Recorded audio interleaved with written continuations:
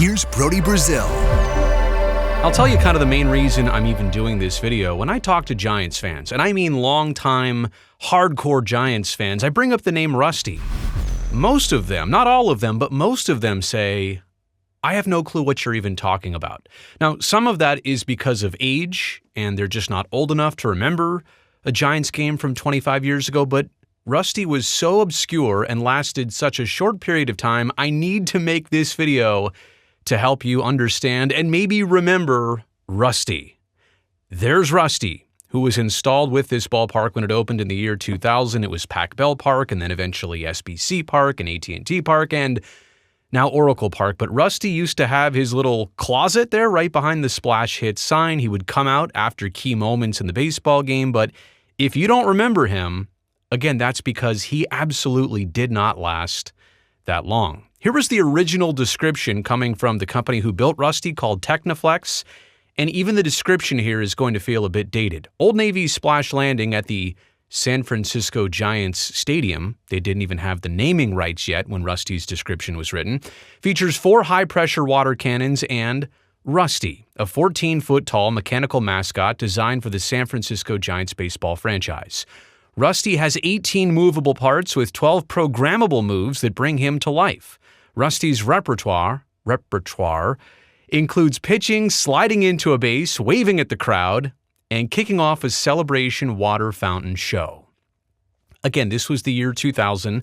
Some of the design and efforts that went into this were obviously from the 90s, but as you're about to see, Rusty was very dated here. Now, the water cannons obviously still exist. They remain popular. Large water cannons launch blasts almost 100 feet into the air to signal a Giants home run into San Francisco Bay. Other features produced by Techniflex, that's the company doing this, include designing and building a home run counter that records each home run the Giants hit, and the design and production of custom penny press machines that dispense custom souvenirs for fans. Who even carries around pennies anymore in the year 2024? And I don't think that they had officially come up with the splash hits idea yet, but the home run counter turned into the splash hits counter, which obviously still exists out there. Okay, let's get to the real-life video that Techniflex has saved and put on their YouTube account. Hopefully they don't mind me borrowing it here for these purposes. You saw just a glimpse of Rusty. Now you're about to see the water cannons go off. I mean, this footage is literally from the year 2000, but it looks like it's from the 1970s. For some reason. That looks all familiar, but this does not. So much effort and work and probably money and time went into designing Rusty. This is Techniflex in their offices. They built out Rusty like in full before they ever transported Rusty to the ballpark. And so they wanted to make sure it works. They wanted to showcase it. They wanted to, get all the tweaks done because this is a one of one, right? They're not making or mass producing these. So they built out, watch this right here. They built out the entire thing, the entire splash landing and the track where Rusty hangs from and mechanical devices behind him to make him do that. And of course, the Giants and Techniflex, they brought the media out. So they're thinking, all right, but what do you think of this?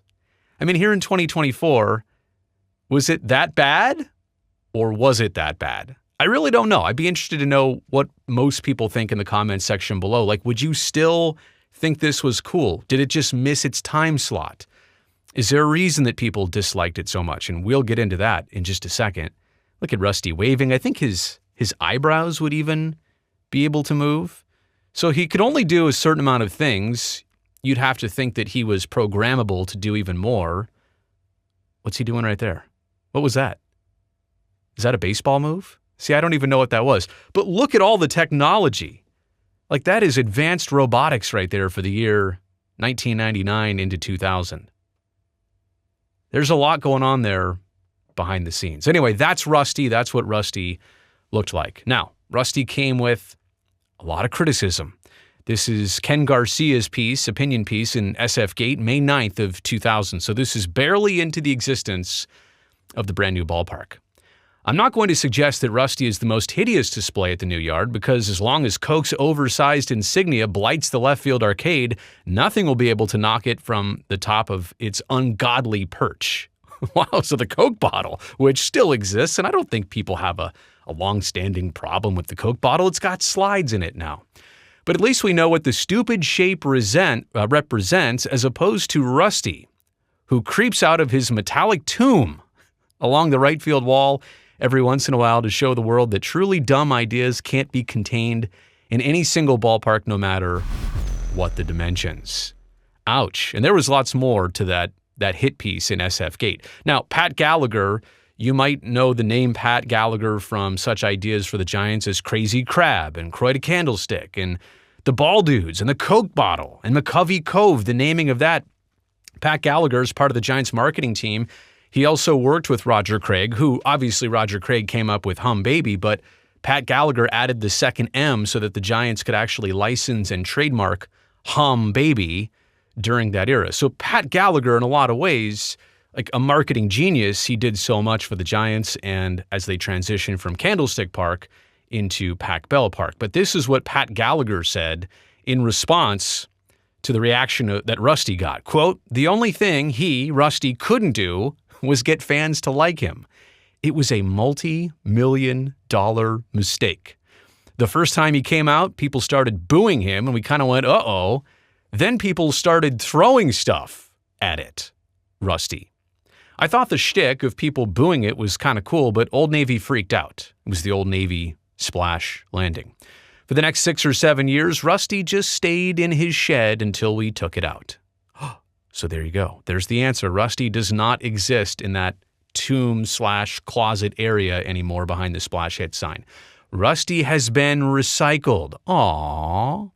If you're drinking a beer right now, the can might have been part of Rusty. There's nothing of Rusty left.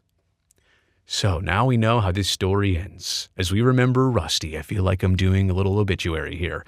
Again, I'm kind of at a crossroads here because I understand why maybe this didn't go over well. I don't understand why people hated Rusty so much. There were so many new and cool things about the ballpark. They just couldn't let this one slide. Was it that hideous? And again, what if the Giants had stuck with it? Would Rusty have lasted all these years anyway? Or maybe not. I'm also curious, for those of you who are just learning all of this for the very first time, how did you not know about this? Again, Rusty only lasted several months, not even a full season, but it's something I thought more people would know about, and so I wanted to make this video again, just for the sake of education and history and kind of a cool little, not even urban legend because it was real, but something that happened that not a lot of people even remember or still talk about. You made it here to the end of this video. I really appreciate that. Thumbs up down below. That greatly helps me in this video and this channel.